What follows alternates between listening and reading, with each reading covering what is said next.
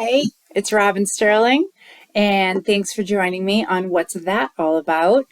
I wanted to give you all a sneak peek into what my episodes are going to be like. So, this is kind of like a half episode, and I don't want to ignore the elephant in the room, which is actually would be a nice addition because I still haven't figured out how to do a couple of things.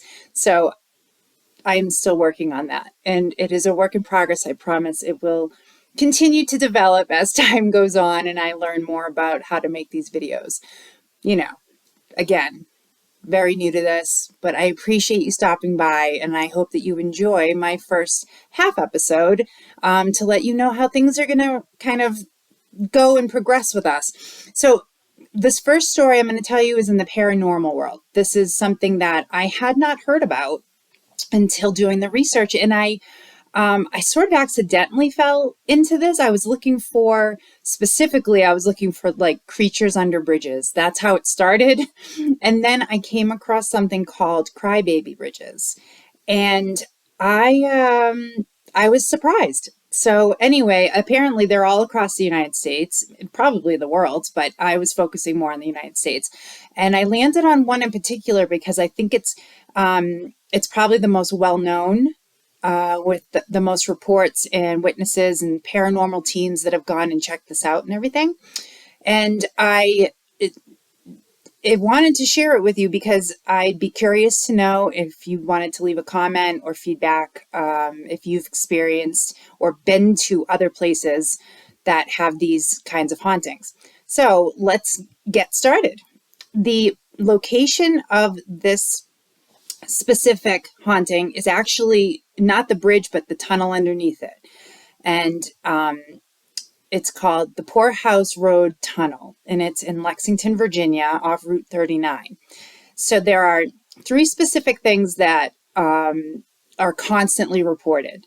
And there aren't many differences in the reports, so that's an interesting aspect of it. But I'll tell you, witnesses have reported like it's almost like it sounds like it's like a residual haunting, all of these things, but we'll get to that in a minute.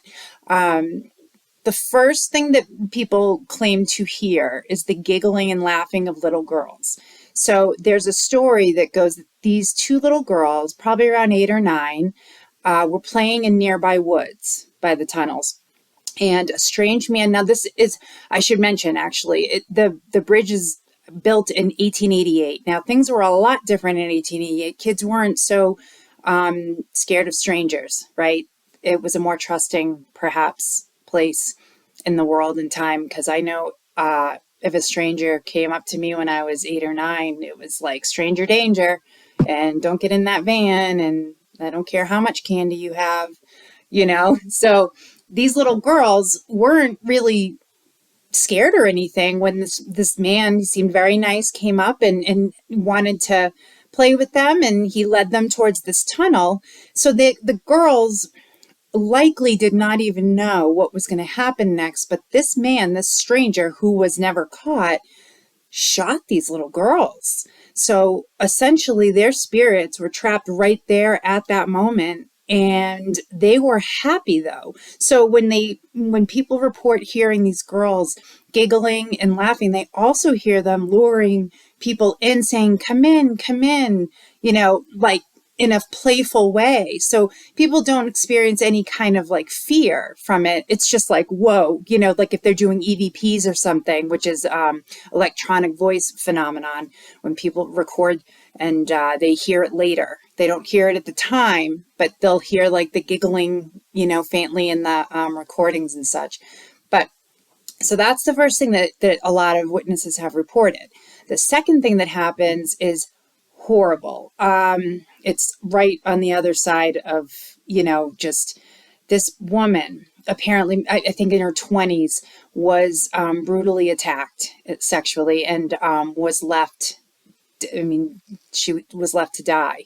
And people have spoken about in the middle of the tunnel, there's a white mist or fog that forms, and it looks like the form of a woman, and she is sobbing uncontrollably, which, I mean, you can imagine or not. I cannot imagine, but she's in so much pain. And then the witnesses have said that they feel like a heaviness, and they, you know how people sometimes can feel that. A lot of people who have who are empathic, who can kind of pick up on vibrations and senses from other people, that's a lot of what happens to witnesses. They can feel her pain, and it's terrible. And then what quickly starts to happen after seeing her or hearing her, there's like a low growl that starts to develop that people hear or reported hearing. And then, I mean, it's like an all out growl, like a real loud, like visceral, terrifying sound. And no matter if it was a witness or a paranormal team, that's it. Pack it up, they're out. And that is the end of the story. They don't stay another minute. It's like a final warning, they feel like, because they get terrified. I mean, hair up on, like, and it's been recorded, and you can hear it, and it makes you turns your stomach a little bit, because it's terrifying to hear.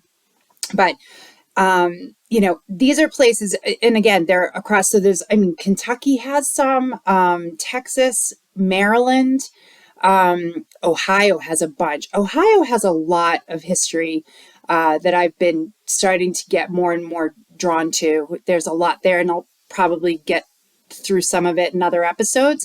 But my question to you, my subscribers, I hope, is, have you ever experienced a haunting? This one, it seems to be residual. So it seems like these hauntings are the same. Not a lot of difference between the reports.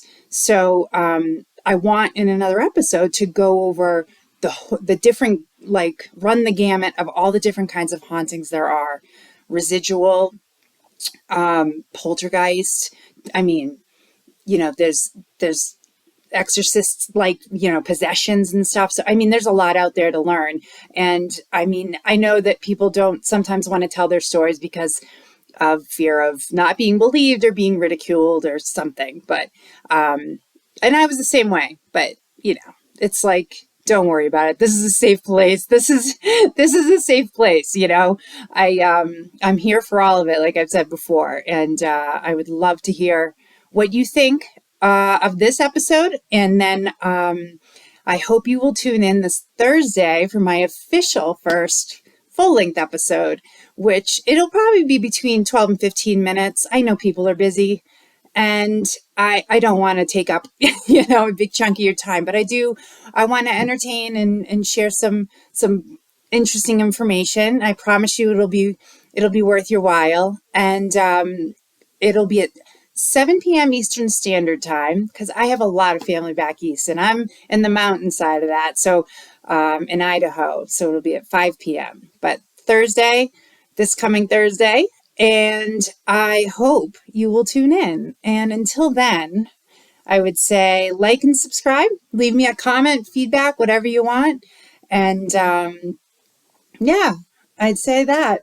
So let's do this. And I hope everybody's happy and healthy out there, and stay weird and take care. Bye.